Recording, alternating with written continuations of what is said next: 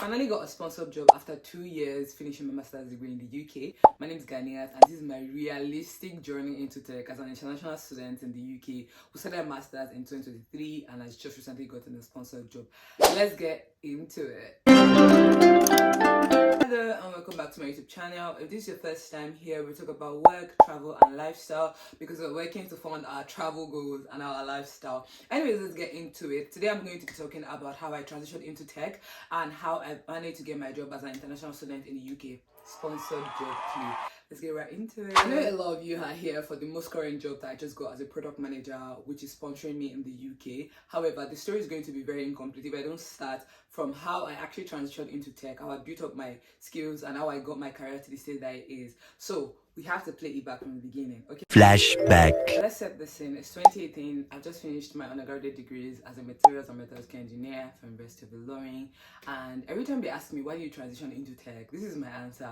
I done one internship where I learned how to weld and I had to do the manual labor involved in engineering. And I was like, yeah, I don't think I can do this, especially in Nigeria where the market is rough. It is even difficult to get a job in the first place. And you know, this kind of jobs are really difficult to do and handle. So I was like, yeah, I need to do something else. I was like, what are my options? What do I want to do? I had interest in food and interest in tech. So I actually did both, to be fair, but like we're going to talk about tech for today. So I decided that I want to be in tech. What did I do? I looked for what was trending at the time. Now what's trending at the time might not be applicable to you. It might not be something that you're good at or something that you're interested in. That's fine. But because tech is so broad, you need to find somewhere to start. Whatever interests you at the time, that's where you actually start. And thankfully, the way tech is, you can learn a lot on your own, which is what I did. I took some courses on Udemy. I did a web development course. I did JavaScript course as well to cement my web development knowledge, and I started applying to entry-level roles. I feel like that's the easiest way to break into tech. Apply to entry-level roles, apply to startups.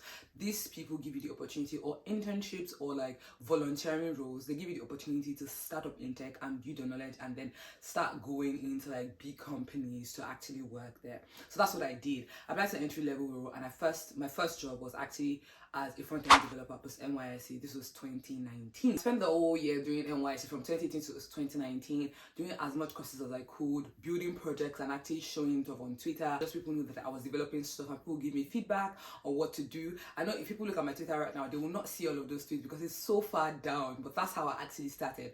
So after doing front-end development for like a year, I realized I'm actually leaning towards project management. Like I was doing more work with the project managers and our like IT testers. So I was like, okay, I think I'm not really interested in front end as much as I thought I was. I actually was interested in the management and planning because I've always been a planner girl. So I was like, okay, let's get into it. So I found a role as a business analyst and I moved into that. That was also an entry level role. Again, like when you're starting out in tech, fine, you can get like a big role from the start. I don't say good luck to you, but like it's happened to people. Things actually happen. But for me, I feel like the easiest way to break into tech is to look for entry-level roles because these people give you the opportunity. They assume that you don't know anything, so like you will be the one to learn on the job and also show that you've been learning on your own and prove yourself to like earn the role. But for senior level roles or just regular like tech roles, they expect you to have knowledge, they expect you to be able to know what you're about to do for the role that you're applying to. So entry-level roles would be my recommendation for anybody that is starting out in tech. Just apply to entry-level roles. So I applied for an entry-level role. So my official title was business analyst, right? However, because of the way Nigerian businesses are, I was doing business analytics with the business and trying to like improve processes, right? Because my role was business transformation analyst. However, when I developed the business solutions, I had to work in the Scrum team, in the IT team as a product owner. This is where I learned a lot about working with Scrum teams, Agile teams, and everything. And one thing that I've always loved to do is upskill because like I don't like going somewhere and feeling like I don't know what I'm talking about. So when I was put in that position, first thing I knew I needed to do was to do another course.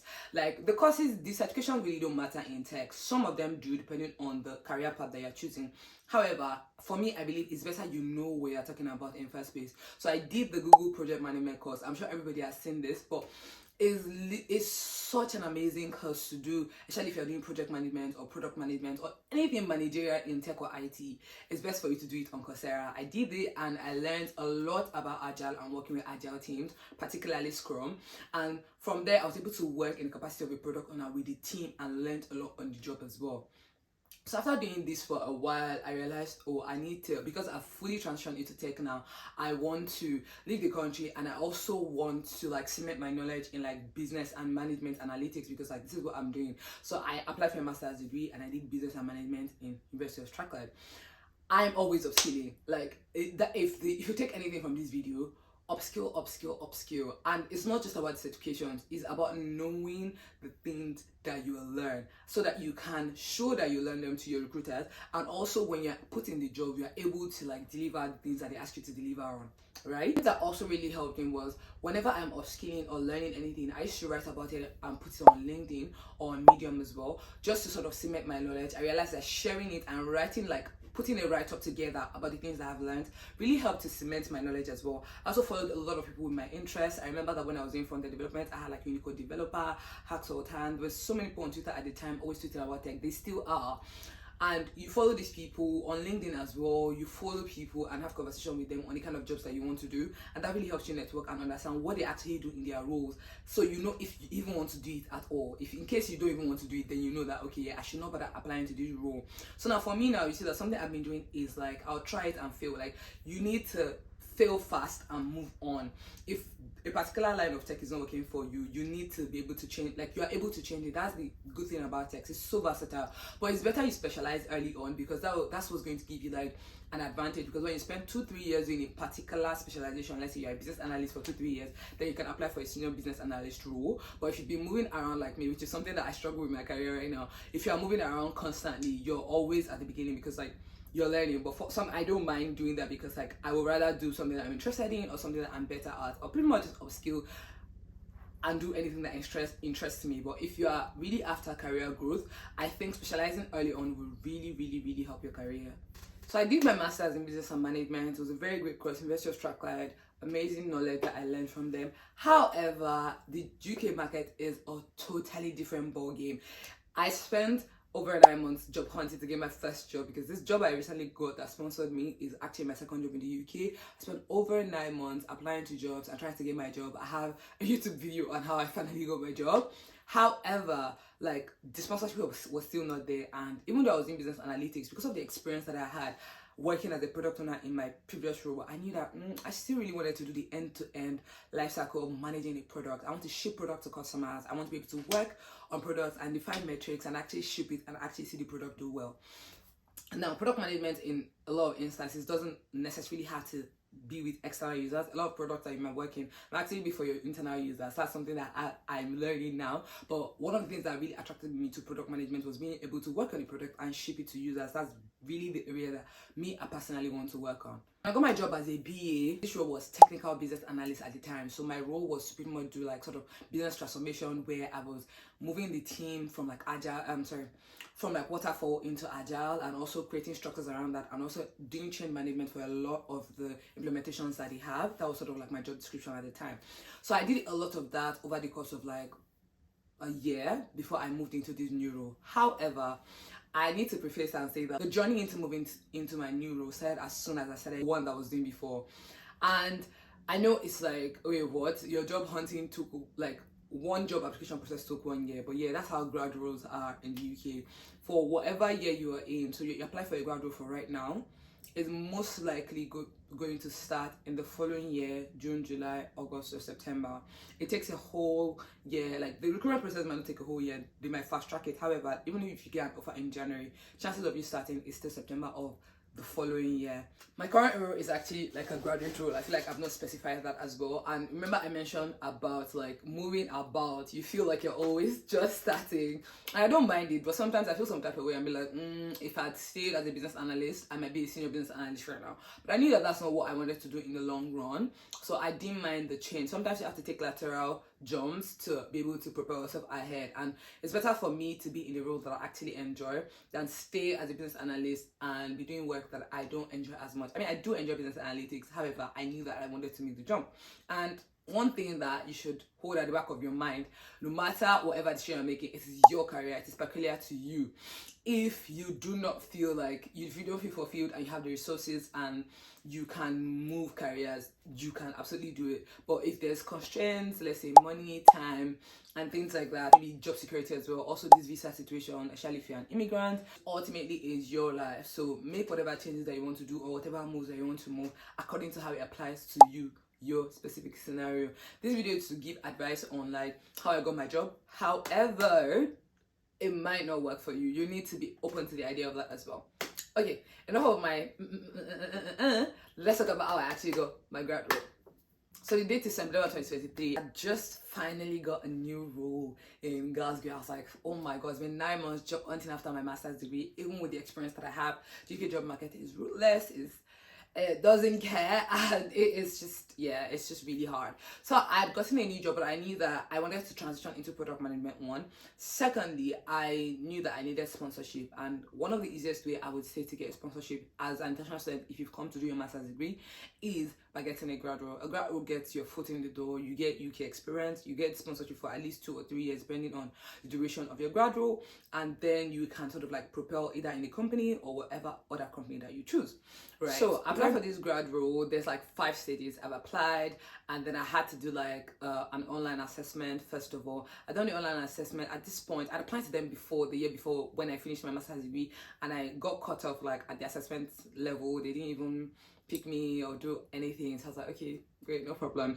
But this time around, something that I did differently was I spoke to a lot of people that had done it before. I had someone who knew the process in and out, and I've spoken to him a lot of times, and he gave me like a lot of feedback on what to do, how to do, and how to make the best of the entire experience. Also, I reached out to people on LinkedIn, and I spoke to a lot of people that were in the roles that I wanted to get, that had done the process before. I wanted to have an understanding on how they did it and how they got the job, what were their steps. So speak to people that, if you're currently job hunting, one thing you should do is speak to a lot of people that are in the roles that you want to get, the companies that you're applying to. Speak to them. People are very happy to respond to you. People are very happy to like talk you through their process and how they eventually got their jobs, which is quite literally what I'm doing now. So people are very open and happy to talk about it. So make sure you start to people on LinkedIn. LinkedIn is a very, very, very, very, very amazing tool. So with this, all of this in my back pocket, I was going armed. This is my second application to this company, by the way.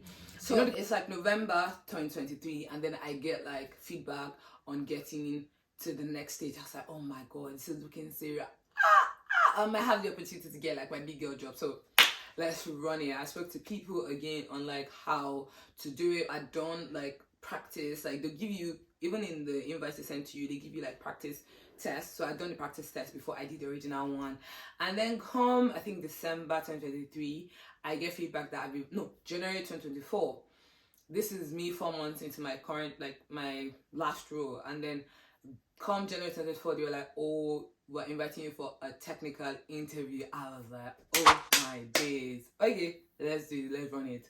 So I did technical interview as well, and then there was one final stage, the assessment center. Guys, I feel like I'll make a whole new video on doing an assessment center if you are getting a grad role in the UK. Wow.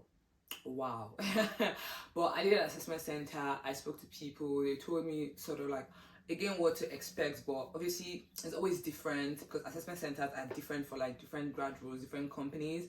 But I had like knowledge on like how intense our rigorous can be. But despite how prepared I was, I'm not gonna lie, it was still one of the most intense interviews that I've done in my life, and I've done a lot of interviews.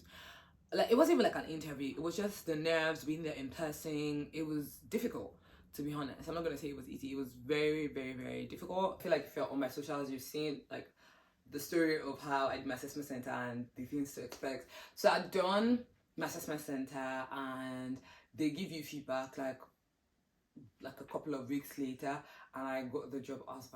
I was over the moon. However, I was currently doing a role as an experienced hire, and I was just like, do I want to really move into a graduate role? Because, you know, it's easy to say it when it's theoretical, but now the scenario is there, and you're like, do I really want to make the lateral jump? Because like, it's comfortable, you're comfortable where you are, right? And it's new. Do I want to be a new person again? Do I want to start afresh? But something that I realized is the time will pass anyways. It's better you do what you want to do, or like make the moves you want to move, or make the mistake. Even if it eventually turns out to be a mistake for you, making a mistake you want to make, the time will pass, the time will go, more time will come, and then it's either you have a lesson learned, or you've made a great jump for your career, or you made a terrible decision and you have to rectify it. However, the time would pass. I was like, I don't got a choice. I gotta do it. I gotta put me first. I gotta put me first. To be fair, my current company at the time did offer to like sponsor me, because I was like, oh, one of the reasons I'm also considering leaving was like sponsorship and everything. But they're like, oh no, they actually have sponsorship, they can sponsor me and all of that. But I knew that I needed to sort of like move, and then moving into a bigger company also helps like your career, because like having gotten into a bigger company in the first place is like a big deal. It's like, oh, you've done all these rigorous interviews and they find you worthy, sort of. So it sort of also like kind of boosts your CV as well, even though it would take time for you to reap the effects. But yeah, I'm reaping the effects of the things that I started in 2018, the knowledge and being a self-starter of moving into tech. I'm still reaping that effects from 2018. So understandably so, sometimes the decisions that you make are not for like right now, they are for the benefits that you get to earn in the future, or not. Actually, I'm not going to make this a scenario where it's like, oh, everything's perfect and rosy. It's possible that tech might not work out for you. I mean, we hope it does, but you can get tired of it and say you're not doing it again. That's absolutely okay as well. Tech is not a one size fits all. That's something I would want everybody to take away from this. Okay, so that's been my tech journey. I started as a front-end developer. I did business analytics. I did a master's. I did business analytics again, and then now I'm currently doing product management. If you guys don't mind, if you're in tech, please share your tech journey in the comments to sort of inspire people and let people know how your journey has been. I know some people off the bat just go into product management, and I feel like their story will be different, and it'll be easier for them to teach you what to do and how to get into product management. Now, if I was going to break into tech in 2025, this is how I would do, and this is what I'm going to do very differently. Let's get into it. I applied to jobs earlier than I started doing. I took a whole year to learn, which was good, but at the same time, it's always better to learn on the job. So I would start applying as soon as I finished my first course, say like 3 months. I'll start applying to obviously entry-level roles. Don't go and apply to like a senior level and be like, oh, they didn't employ me, I didn't get any job. Of course not. Apply to entry-level roles, apply to volunteer, apply to startups. These guys will give you the opportunities to get your foot in the door and then start learning and climb the ladder upward. Something I'll keep doing though is still upskilling and learning depending on my interest. I tend to say like it's better like just the way you do in Agile, where you do things in bits, and then if you fail or you need to make a change, you can go back to the drawing board and make a change. That's how I sort of run my life. I do everything I want to do and I assess it after a while, and I'm like, okay, maybe we're not on the right path, or okay, yeah, we can continue down this road, we can continue to build and build and build upon all this. So when I stopped being interested in front-end engineering, front-end development, I was like, yeah, I'm not doing that anymore, and that was it. And then I moved into business analytics. I did another course on Google Project Management, just to keep failing fast and trying new things, especially if you've not found a niche. Speaking of niches, something that I would do differently as well is to make sure that I find a niche early on and sort of like drill down into it. It's better if you're an expert at one thing. If your expertise is JavaScript, do probably take on Angular, or like what's the other one? React. Take on Angular or React and like just bootstrap it on the knowledge that you have, right? And just be like a superstar in that field. If you want to be a front-end developer, great. If you want to be a back-end engineer, great as well. Whatever it is that you want to specialize in, if it's tech sales, great. They even make more money than the rest of us. Let's not even lie. But like whatever it is you want to do, I would say that like I would prefer if I had found a niche earlier, because the journey that I've had right now, if I'd started it with product management, I would have had a 4-year-ish career story in product management where I would be in a senior manager role. And while I do have a lot of knowledge from working in a lot of these fields, and it really helps in my product management role, because I know how to estimate work like reasonably, because I've sort of done the coding myself before and I know how much time some things take. Obviously I might still get some things wrong, but I know how it works in depth. So I would say like niche down as early as possible, niche down as quickly as you can, and build upon the knowledge that you know in your Something else that I would say applies to UK job market is apply as early as possible to job opportunities. So if you see a job opportunity on LinkedIn and it was posted today, apply today, because they mostly do recruitment on a rolling basis. So it's your chances are slimmer when days have passed, because they probably pick the first people that they do interviews for. And doesn't mean you're not more qualified than those people, or those people are more qualified, like those people are better than you. However, their CVs got in first, so they will do those recruitments, and if they still cannot fill the positions, that's when they come back into the pool. Now, let's say 10 days later, the pool is wider. There's a lot more people to compare your CV to and look at, like your ATS score, and see how well or not you are doing. But if you had applied early and your CV fits some criteria, you get like at least an opportunity to interview and show that you know what you're talking about in your CV. So apply early to opportunities, graduate roles, actual regular jobs. Apply as early as you can. You want to aim to be one of the first people, at least the day it drops or a couple of days after. Prepare your CV, apply. Also, a lot of trap that people fall into, at least that I know that I did. I'll be like, oh, I want to adjust my CV to this thing, and then 5 days later, I've not adjusted the CV, I've not submitted the application. But if I just submitted the application with the CV that you had, maybe they will have called you back. So apply as quickly as possible to opportunities. Also, particularly job hunting, one thing I would say is it is a numbers game. There's nothing you want to do, it is a numbers game. I applied to, in the first 5 months of my job hunting, I applied to like over 250 jobs. I have a tracker and in those jobs I barely got feedback in any. And what I realized was, in hindsight, because when you track your jobs and you when you track your applications, what you're able to see is, where am I dropping off? Where, like, is it the in applications that I'm not getting my foot in, or is it the interviews, am I saying something wrong, or is it that like I'm not speaking properly, or I'm not confident in my interviews?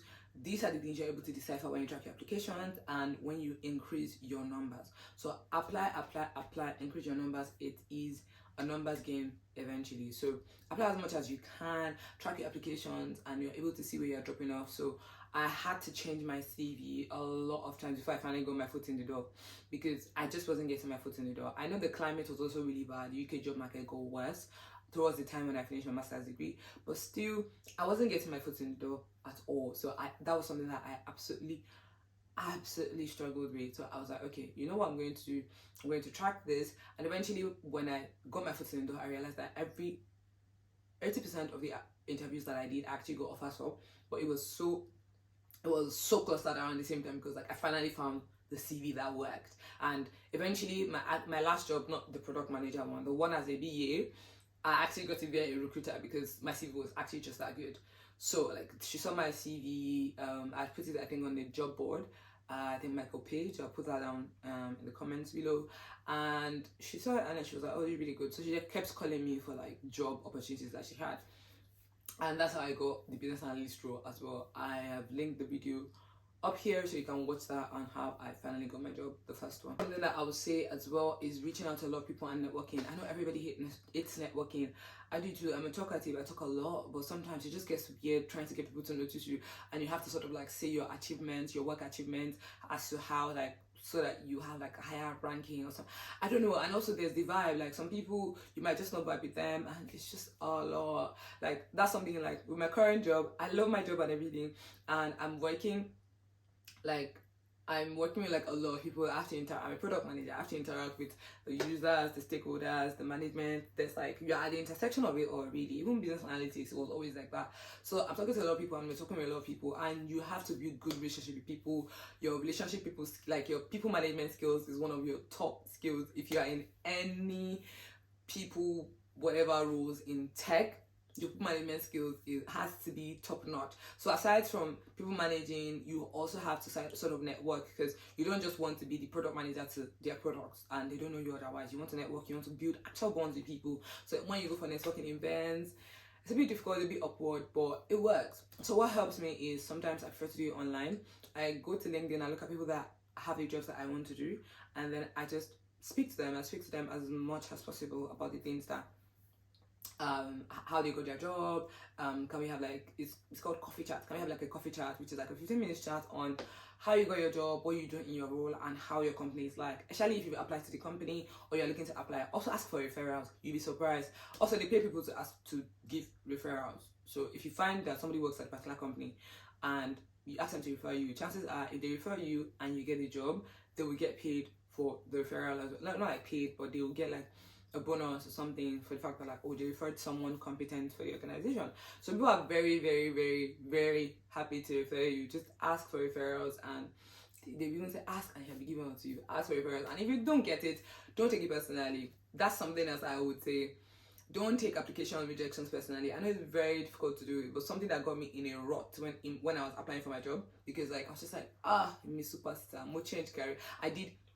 So that literally means, oh, me superstar, I've done engineering, I graduated with a first class. Yes, I'm bragging, come and beat me. I graduated with a first class, and wait, it's my phone shaking.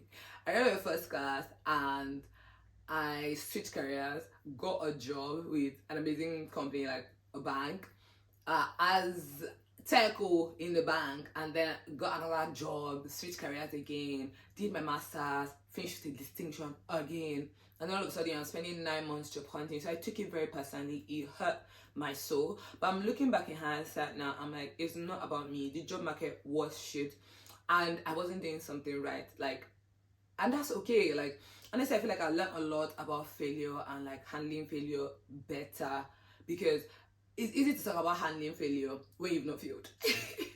And I've failed in a lot of things, but just not in that aspect. So it hit me by surprise, I'm not going to lie. So don't take rejections personally. It's not about you. They just want to do what's best for the company, and you also are looking for a company that is best for you. You don't want a company that is saying, shall come, let's just manage you. You don't want that kind of company. So yeah, don't take it personally.